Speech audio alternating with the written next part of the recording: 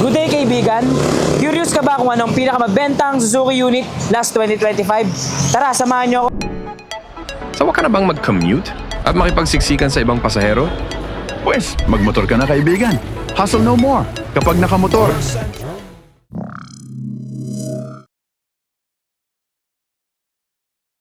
Ang top 3 na pinakamabenta ay ang Suzuki Gixxer 155 SF.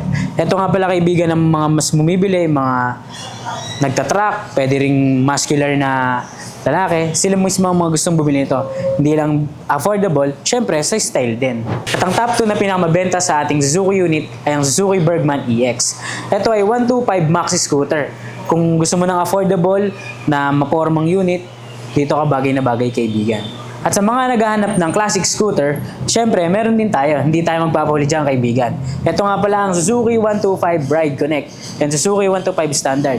Sa Suzuki 125 Standard natin ay meron tayong tatlong kulay.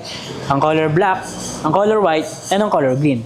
Then sa Suzuki Ride Connect naman natin, meron tayong isang colorway. Ito ang color blue. Para sa Raider kaya sir, wala tayong display. At ang top 1 naman na pinakamabenta ay ang Suzuki Rider 150 Fi. Sa sobrang pagkabenta niya, naubos na siya. Kaya ngayon, ipapakilala ko sa inyo ang Raider 150 Fi Pro. At meron din tayong Raider 150 Fi Blade.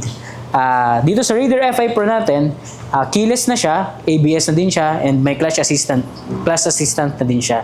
Ako nga pala ang inyong kaibigang dyan na pwede nyong pagtanungan sa mga Suzuki unit. Kung may mga gustong pumunta dito sa aming branch, located lang kami sa ALC Building, Parian, Calamba, Laguna. Kung gusto mong mag-apply online at di ma-hassle, pwede mong pinutin yung link sa baba.